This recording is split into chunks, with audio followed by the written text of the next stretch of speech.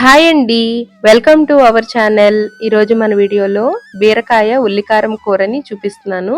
ముందుగా ఈ కూర కోసం బీరకాయని ఈ విధంగా ముక్కలుగా తరిగి పెట్టుకోవాలి.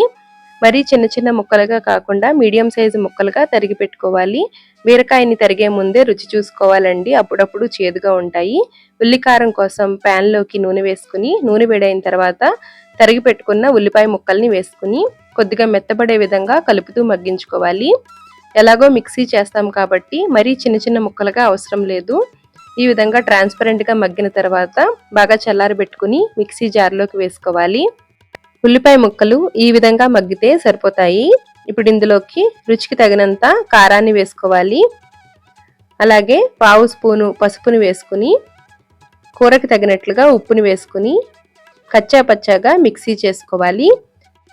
ఇందులో మీకు నచ్చితే వెల్లుల్లి కూడా వేసుకుని మిక్సీ చేసుకోవచ్చు.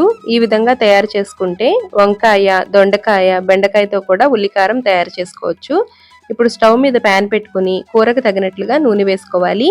నూనె వేడైన తర్వాత మినపప్పు, ఆవాలు, జీలకర్ర వేసుకుని పోపు బాగా వేగిన తర్వాత 2-3 రెమ్మల కరివేపాకుని వేసుకోవాలి. తరిగి పెట్టుకున్న బీరకాయ ముక్కల్ని వేసుకుని మూత పెడుతూ మధ్య మధ్యలో కలుపుతూ మగ్గించుకోవాలి. మీడియం ఫ్లేమ్లో పెట్టుకున్నట్లయితే బీరకాయ నుంచి ఎక్కువ నీళ్లు రాకుండా ఉంటాయి. ఈ విధంగా బీరకాయ అంతా బాగా మగ్గిన తర్వాత ఇందులోకి మిక్సీ చేసి పెట్టుకున్న ఉల్లికారం ముద్దని వేసుకోవాలి. ఈ కూర అన్నం, చపాతీ, జొన్న రొట్టెల్లోకి చాలా బాగుంటుందండి. ఆల్రెడీ బీరకాయ ముక్కలు మగ్గిపోయాయి కాబట్టి ఇంకా ఉల్లికారం వేసిన తర్వాత ఎక్కువసేపు ఉడికించిన అవసరం లేదు. 1 నిమిషం పాటు మూత పెట్టుకుని మగ్గించుకుని స్టవ్ ఆఫ్ చేసుకుంటే బీరకాయ ఉల్లికారం చాలా బాగుంటుందండి. ఇప్పుడు తోటకూర పులుసు కూరని చూద్దాము. ఆకుకూరలు అంటే ఇష్టం లేని వాళ్ళు కూడా చాలా ఇష్టంగా తినే విధంగా ఈ తోటకూర పులుసు కూర చాలా బాగుంటుందండి. అన్నం, చపాతీ, జొన్న రొట్టెల్లోకి తినచ్చు. ఉదయం పిల్లలకి లంచ్ బాక్స్లో కూడా పెట్టచ్చు, చాలా బాగుంటుంది. స్టవ్ మీద ప్యాన్ పెట్టుకుని నూనె వేసుకోవాలి. నూనె వేడైన తర్వాత పావు టీ స్పూన్ మెంతులు, పావు టీ స్పూను ఆవాలని వేసుకోవాలి.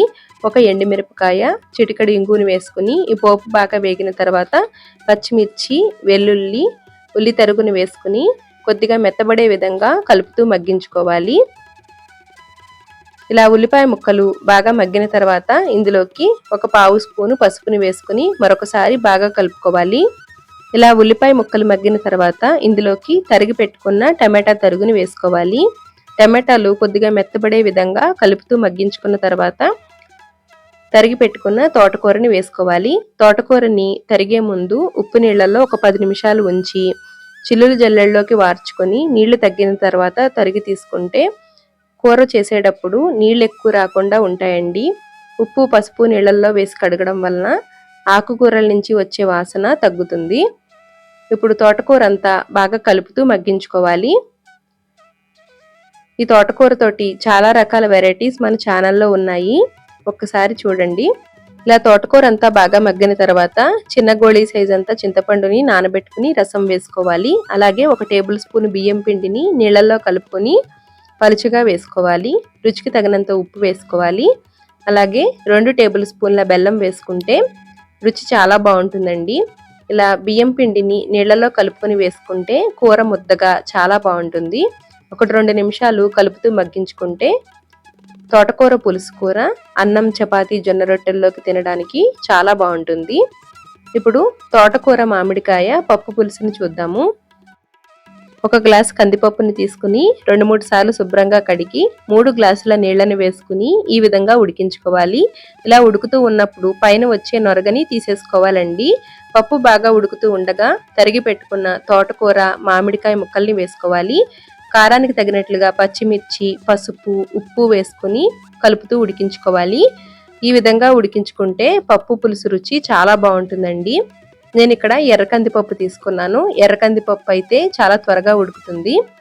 ఇలా ఆకుకూర అంతా బాగా ఉడికిన తర్వాత ప్యాన్లోకి నూనె వేసుకుని నూనె వేడైన తర్వాత మెంతులు, ఆవాలు, జీలకర్ర, ఎండుమిర్చి వేసుకుని కొద్దిగా కచ్చా పచ్చగా దంచిన వెల్లుల్లి, 2-3 రెమ్మల కరివేపాకు, చిటికెడు ఇంగువ వేసుకుని ఈ పోపు అంతా బాగా వేగిన తర్వాత మరుగుతూ ఉన్న పప్పు పులుసులోకి ఈ పోపు మిశ్రమాన్ని వేసుకుంటే రుచి చాలా బాగుంటుందండి. Thanks for watching.